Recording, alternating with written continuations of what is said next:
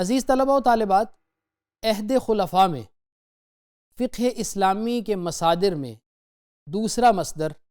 وہ سرکار دو عالم صلی اللہ علیہ وآلہ وسلم کی سنت تھی۔ فقہ اسلامی کے دو بنیادی مصادر ہیں،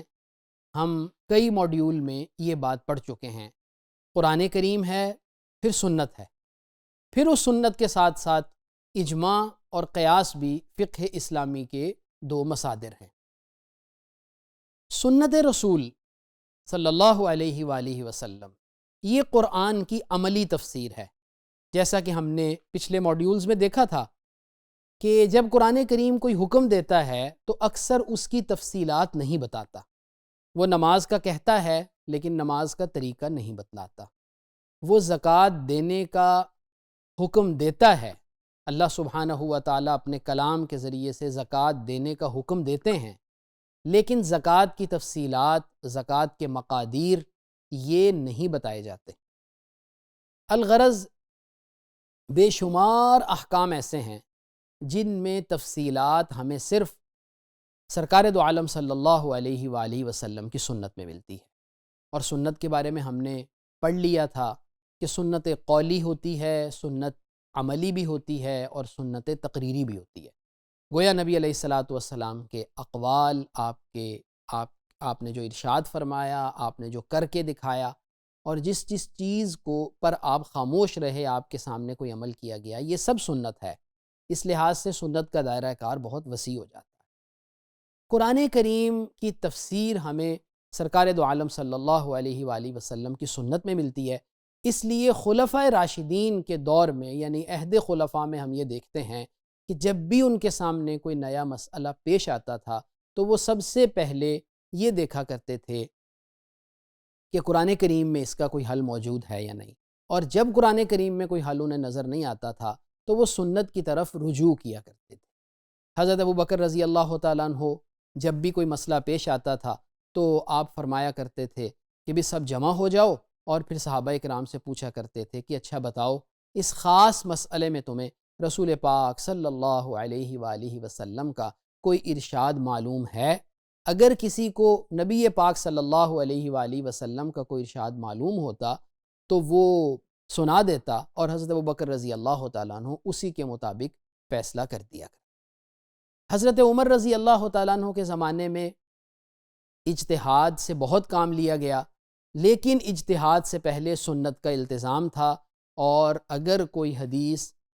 صحابہ کرام رضوان اللہ علیہم اجمعین میں بہت مشہور ہے، پھیلی ہوئی ہے، اکثر صحابہ کرام کو وہ حدیث پاک معلوم ہے، یا نبی علیہ الصلاۃ والسلام کا کوئی فیصلہ معلوم ہے، یا نبی علیہ الصلاۃ والسلام کا کوئی عمل ہے جو صحابہ کرام میں عمومی طور پر پھیلا ہوا ہے اور بہت سارے صحابہ کرام اس کا حوالہ دے رہے ہیں، تو پھر حضرت عمر رضی اللہ تعالیٰ عنہ وہاں اجتہاد کرنے کی بجائے اسی سنت کو سامنے رکھ کر فیصلہ کر دیا کرتے۔ حضرت عثمان اور حضرت علی رضی اللہ عنہما کے دور کے اندر بھی قضاء کے اندر، فیصلوں کے اندر سنت کو بنیاد بنایا جاتا تھا، فتوے میں سنت ہی کو بنیاد بنایا جاتا تھا۔ پھر عزیز طلبہ و طالبات، یہ چیز بھی یہاں بہت اہمیت کی حامل ہے کہ ہم سمجھیں کہ سنت وہاں محفوظ کس طرح تھی۔ تو پہلی بات یہ کہ احادیث یہ زبانی طور پر وہاں روایت ہو رہی تھی۔ صحابہ کرام رضوان اللہ علیہم اجمعین سرکار دو عالم صلی اللہ علیہ وآلہ وسلم سے سنی ہوئی باتوں کو اپنے ذاکرہ میں، اپنے ذہن میں محفوظ کر لیتے تھے۔ اللہ تبارک و تعالیٰ نے انہیں نبی پاک صلی اللہ علیہ وآلہ وسلم کے ارشادات کو اپنے ذہنوں میں محفوظ کرنے کی صلاحیت عطا فرمائی۔ تو سنت کی حفاظت کا ایک ذریعہ وہ خود صحابہ کرام رضوان اللہ علیہم اجمعین کے پاس وہ ذخیرہ تھا جو صحابہ کرام کے ذہنوں میں محفوظ تھا۔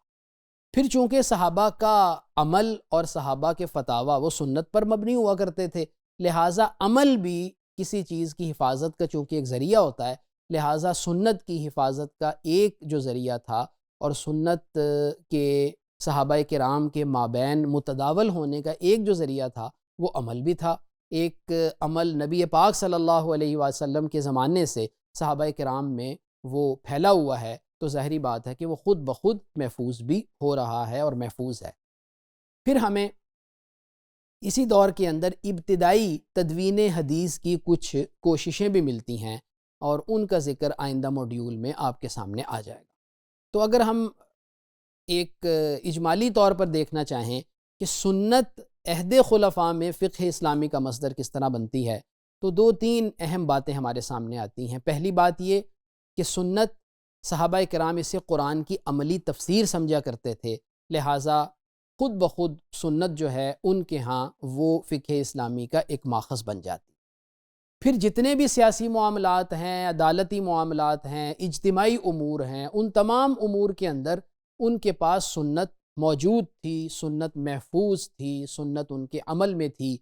اور یہی وجہ تھی کہ جب بھی ان کے ہاں کو مسئلہ پیش آتا تھا تو قرآن کریم کے بعد فوری طور پر سنت ہی کو مقدم رکھ کر فیصلہ کیا جاتا تھا۔ اور اس سے ہمیں یہ بات بھی سمجھ میں آ گئی کہ صحابہ کرام رضوان اللہ علیہم اجمعین کے زمانے میں یہ بات فقہ کے اندر پختہ ہو گئی، طے ہو گئی کہ قرآن کریم کے ساتھ ساتھ سنت فقہ اسلامی کا ایک بنیادی مصدر رہے گا، اور سنت ہی سے قرآن کی تفسیر اور قرآن کی تشریح ہمیں معلوم